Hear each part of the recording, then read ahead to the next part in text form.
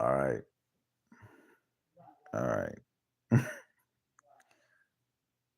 I'm not even gonna waste any time.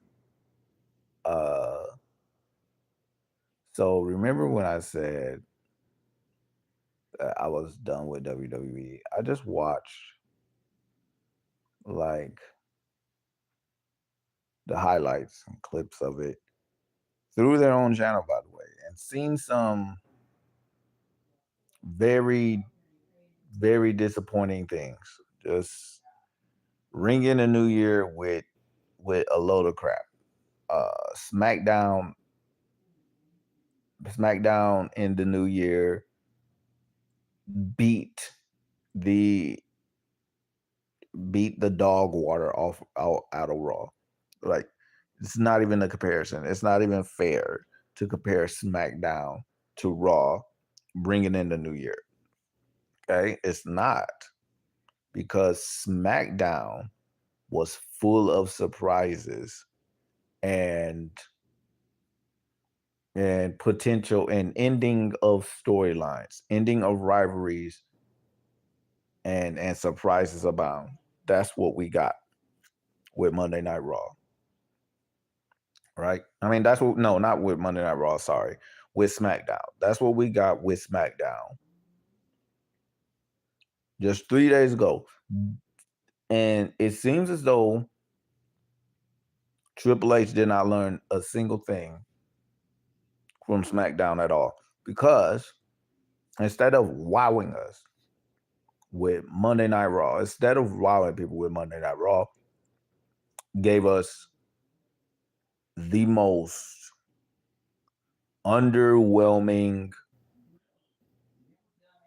New Year Raw in a long time. Like, I'm not gonna say it's the worst Raw. It was just boring as all heck. Even with the title matches that you had on there, a couple of those were the most disappointing things I've ever seen. Let's take, for example, we had we had Becky Lynch versus Maxine Dupree for the Women's Intercontinental Championship. I did not. I got the tail end of it. Like I said, I was watching highlights. Got the tail end of it, and the fact that Becky Lynch won the championship was just like that. That leaves me a lot of questions of why. Why did she win?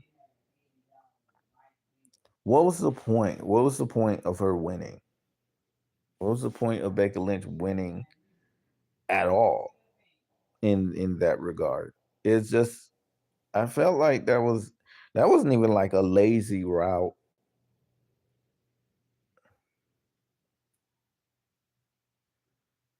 What's going on? That it wasn't even like a lazy route to go through. It was just the fact that you had Becky Lynch win for literally no reason. Y'all didn't even give Maxine Dupree the chance to be like a fighting champion. How you doing? Thank you for stopping by. I appreciate it. Like, what was the point of her winning the Intercontinental Championship? Is it going to lead to her versus AJ for the Intercontinental Championship? Could we get that storyline back? Like, or are we just done with that altogether? Because I haven't seen AJ Lee once again absent. No, I don't. I only know so little. I know a little bit, but gracias, and I appreciate you. um, then we had the not so surprising, Javon Evans getting signed to Monday Night Raw, which it should have been a surprise, like how they did Trick Williams. It should have been a surprise. It should have been like a wow, he comes out to challenge somebody somewhere.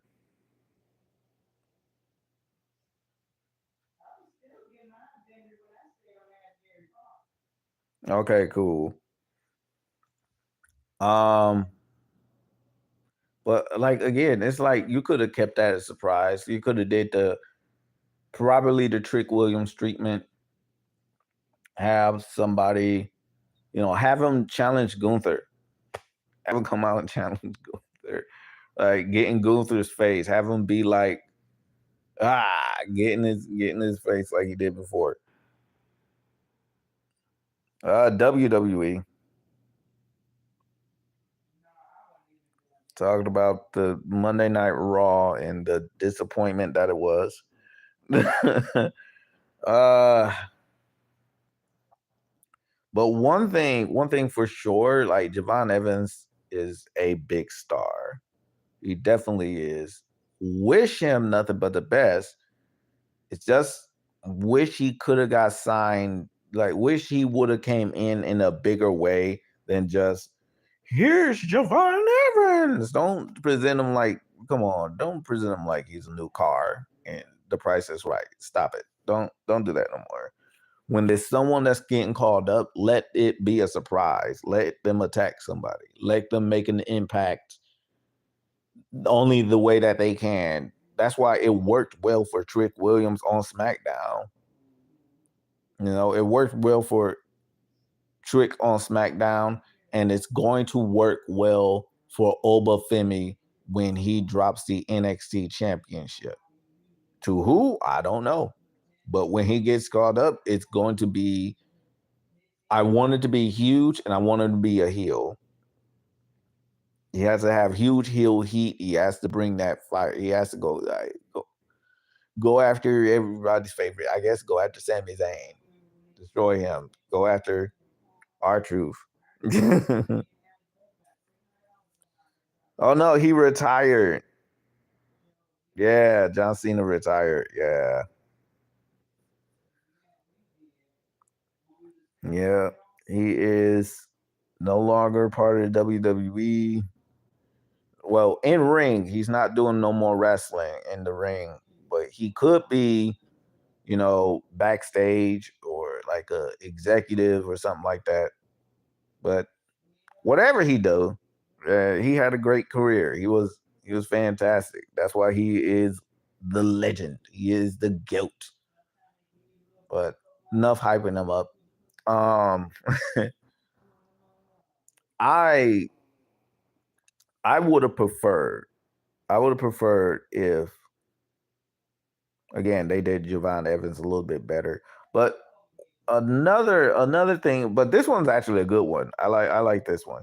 The fact that Io and Rhea won the tag team championships. I'm I'm not I'm actually really curious on that one. Where are they going to go with this one? Is it going to be Charlotte and Alexa Bliss that's going to go after it, or are we going to get Nia?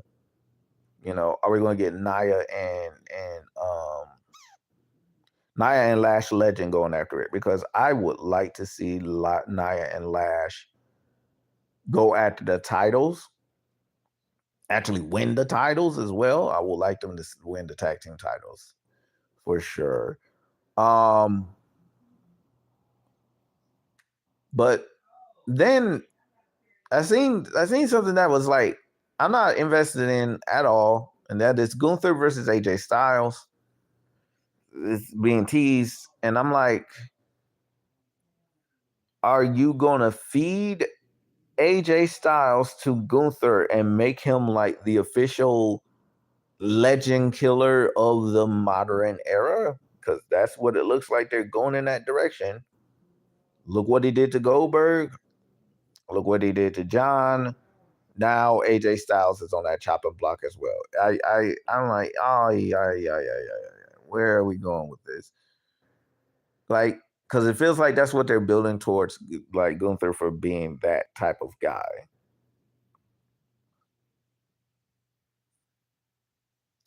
You know.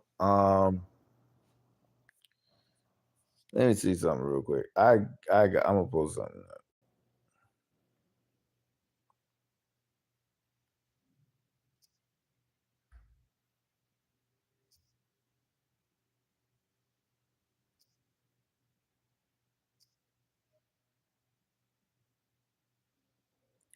Okay.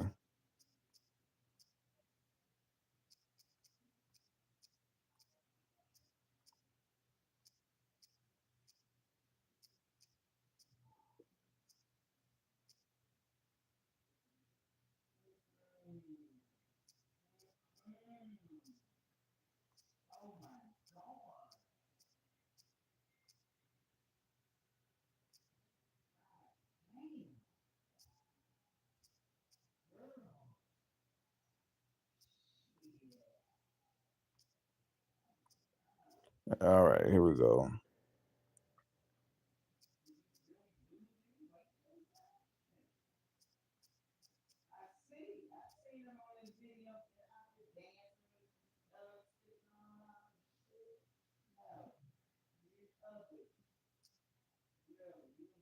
Oops. Let's do that. Boom. Throw that in there. Um, I'm gonna end live probably like after I get done with this review, which I'm almost done anyway. Like after I wrap up this, I guess this last match that I watched. I mean, not even like match, I only watch highlights. So I'm about to end it in a few. Um, but one thing I know, I might go on a rant. I might go on a long rant too. But so it could be a while before I end it. Um,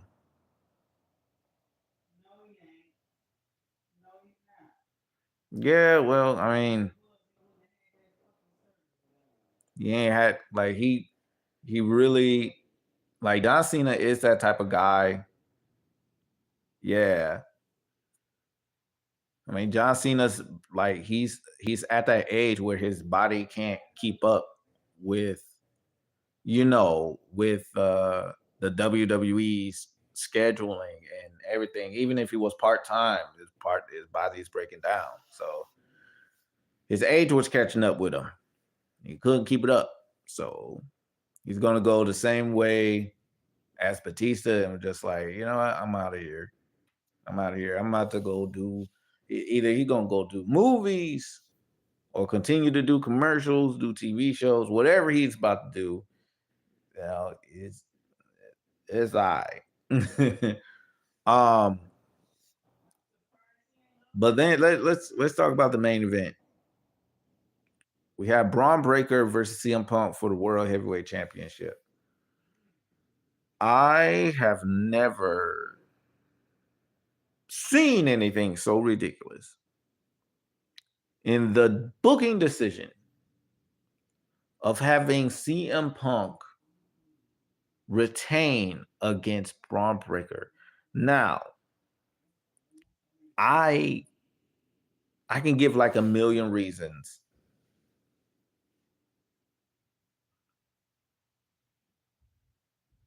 Okay. Oh, I appreciate it.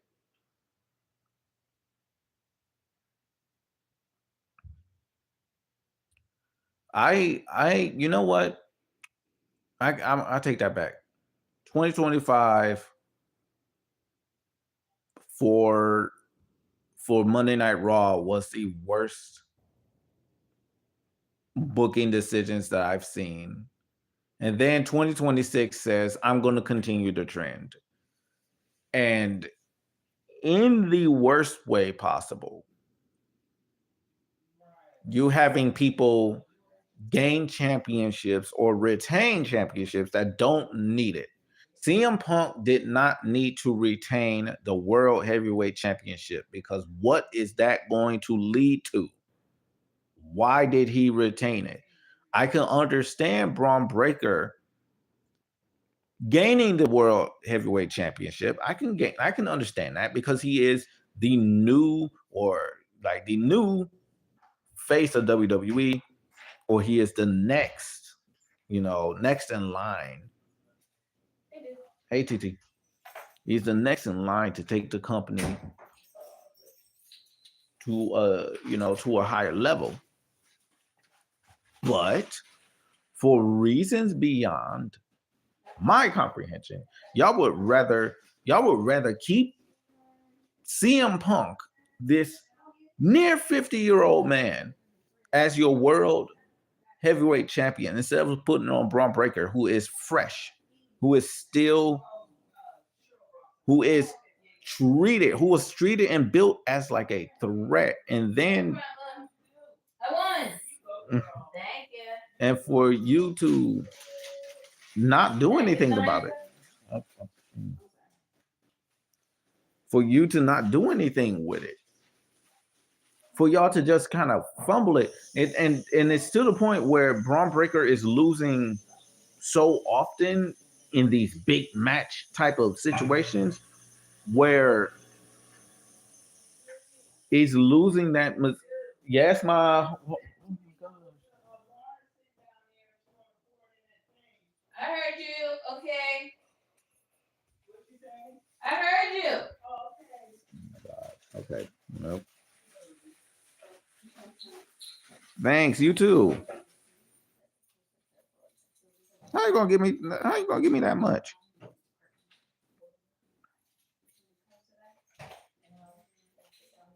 Yeah, no problem. I appreciate you stopping by, and I appreciate the sub. But again, like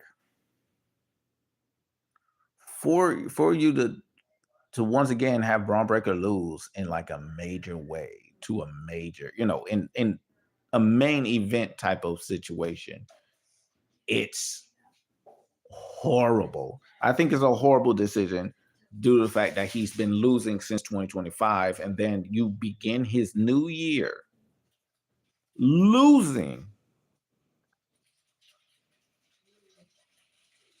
What does he have to do with anything? Nothing at all. Not 1 inch of a thing. He's not even involved. As a matter of fact, he gone. He gone. That's it. But Braun Breaker, I think at this point, I think that when it comes to Monday Night Raw, it's like, we're purposely making it bad for the sake of just making it bad. We're making Raw into the B show, while you got SmackDown being the. I want to say SmackDown is better, but could be even more better. But SmackDown is better right now. SmackDown is the better show. But however, neither one of them are comparing to NXT. Sorry. But then I think NXT may have taken a hit or two because 2 of their major players have been drafted to SmackDown and Raw. They've been taken to Raw and SmackDown. So,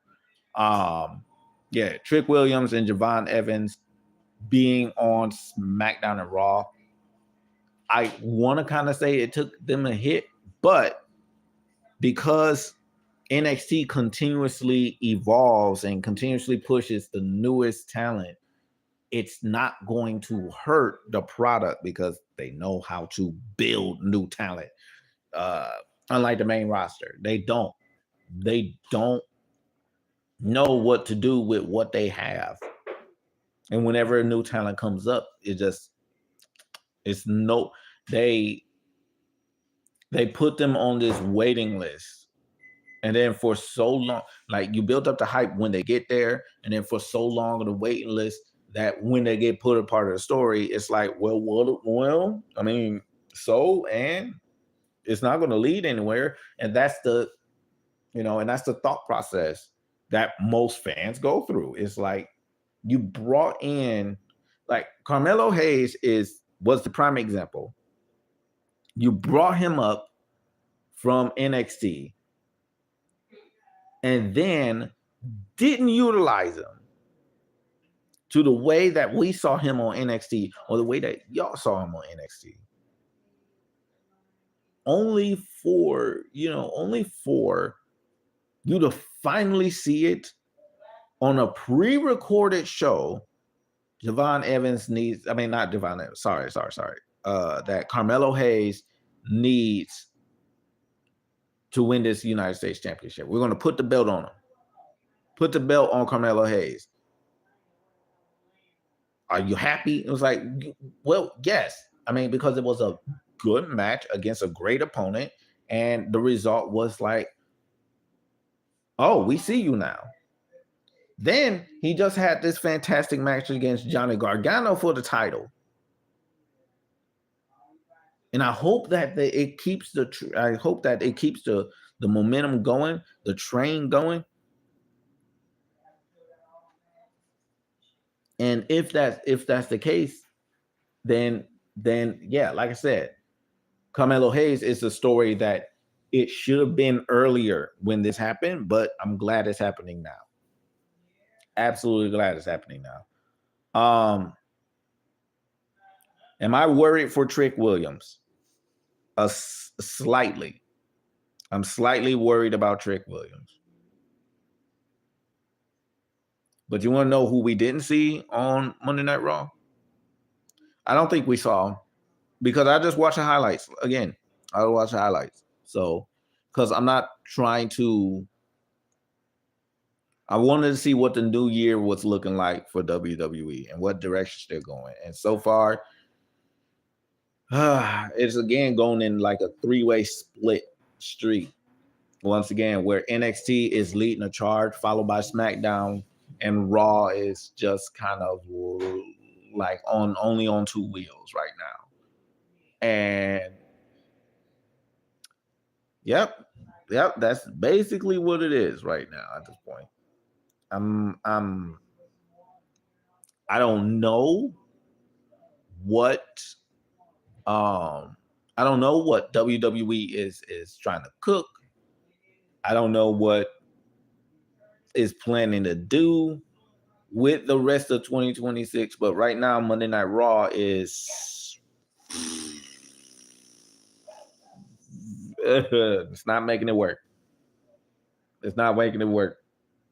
Oh, right. I was supposed to watch AEW Dynamite. I was supposed to watch AEW Dynamite, and I did. I watched it. I watched it on Wednesday. My understanding of it from just coming in is that is one of the big things is that Willow Nightingale won the TBS championship, and I'm happy for her for winning it. I'm really happy for her for winning it. Congratulations, Willow.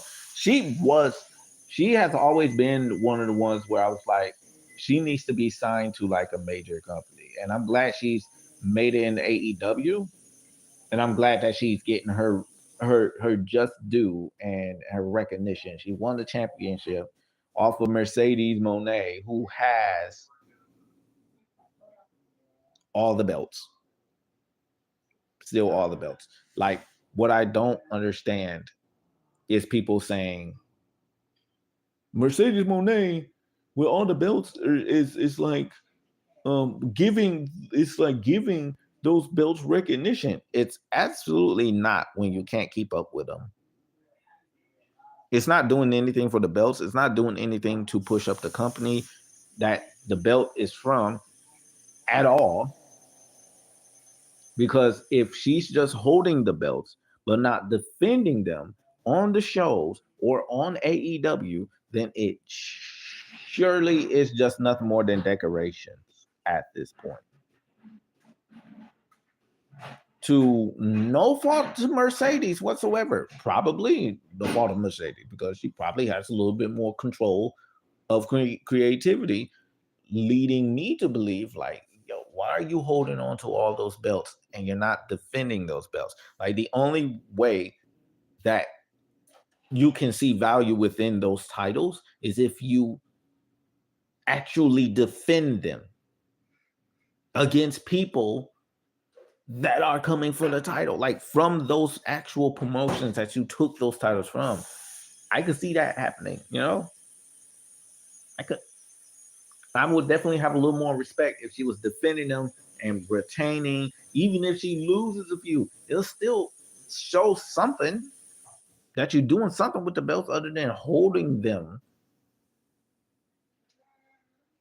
At least when let me put it like this. At least when Samoa Joe had all the titles in TNA, he defended those titles. He lost them for the most part, but it was something. You know, it was something. Even though they were all the TNA belts, it was something. It was something more than, you know, whatever AEW is doing, which I'm still confused. I'm still confused on a lot of what's going on in AEW. Even though I watched up to the point, I just like it doesn't matter because it feels like it gets rewashed every time I watch another week of AEW. It becomes, well, let's just forget about what happened last week. That's how it feels when I watch it. Oh, but the AEW pay-per-views are so great. Yes, and that's it. Nothing comes after it. Even sometimes nothing comes before the pay-per-view. And I'm like, I looked at World's End. I looked at it. I did. I watched it. I watched it. Regrettably, watched it. John Moxley winning the Continental Championship. I don't care. I did not want him to win anything else. Just the fact that that's how tone deaf AEW is when it comes to having as many stars as they have. They have star power aplenty there. Young talent that could carry the company for the longest of times, only for them to go back to old reliables. There is no excuses anymore for AEW. It's like AEW is a young company. They're still trying to learn and get their feet wet. That's no longer excuse. They've been around for about 7 years now, right? About 7 years now. That no, no, no, no, no. Like I said, I fought WWE and AEW when it comes to terrible booking decisions equally because 2025 was the worst year for WWE, period. Because I was keeping tabs on John Cena's retirement tour. Terrible, terrible, terrible, all the way through. Terrible. It was. Every single bit of it was terrible. The only thing that they got was the heel turn. And that was even slightly just weird. It's kind of weird and goofy. It looked, I don't know, like it could have been better than what it was. What we got was this version of John Cena that when he does heel promos, they sound like he just read it from the script on that moment, like right off rip. And he just remembered a few lines, ad-libbed a little bit, and freaking improvised a little bit. But for the most part, absolute trash. Absolute trash. And then in that verse of trash booking, you ruined R-Truth's heel turn. Woo, you ruined Ron Killings. Which is something that you can't do. Like you can't ruin what he gave you. Like he gave you basically the golden ticket and opportunity for him to be taken seriously, to become a threat and drop the ball. 2025 was the year of ball drops for WWE's booking, period. For a lot of the booking. The SmackDown tag team division in 2025 was literally non-existent. Where are the Motor City Machine Guns? Where are the Street Profits?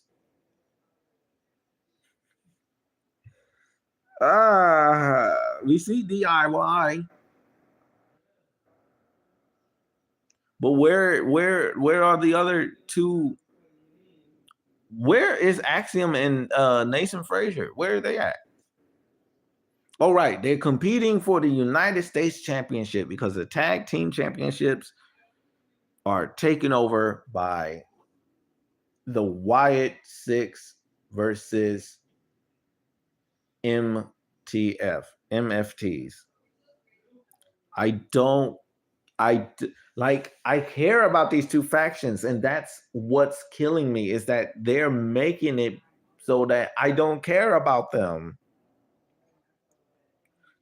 And I am a huge fan of the Wyatt Six. I love the characters. I love everybody that is being utilized. Joe Gacy, freaking Dexter Loomis, Eric Rowan, Nikki Cross, Bo Dallas. I love seeing them all put in this faction.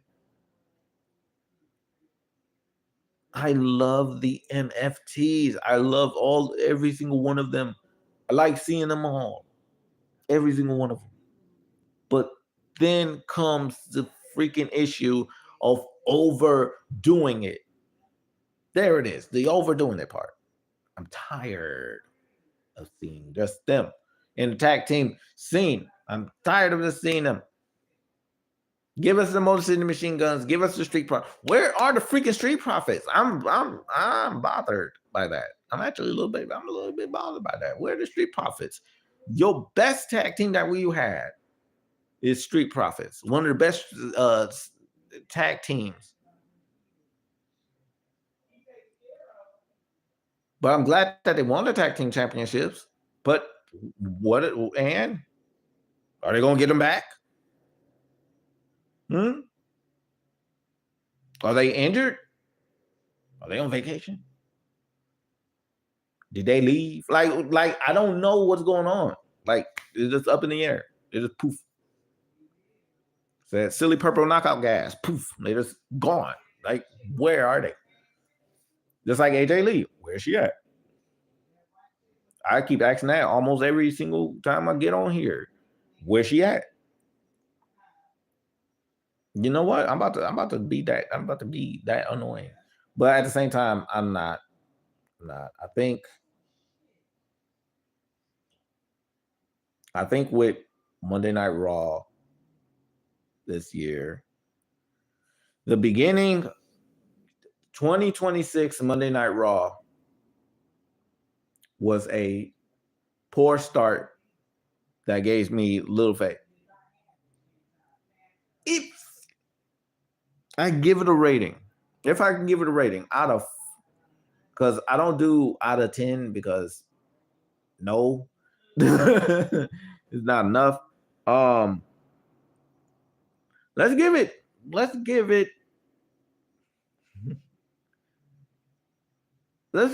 a 2 out of 5. 2 out of 5. Because Maxine, not Maxine, sorry.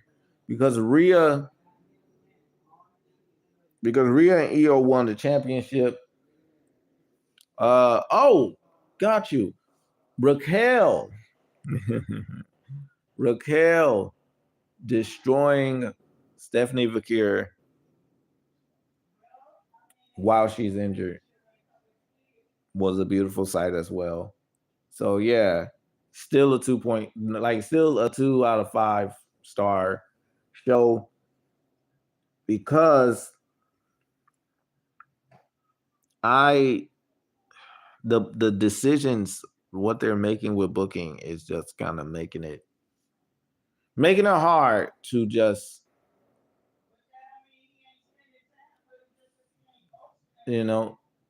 staying stuck with it.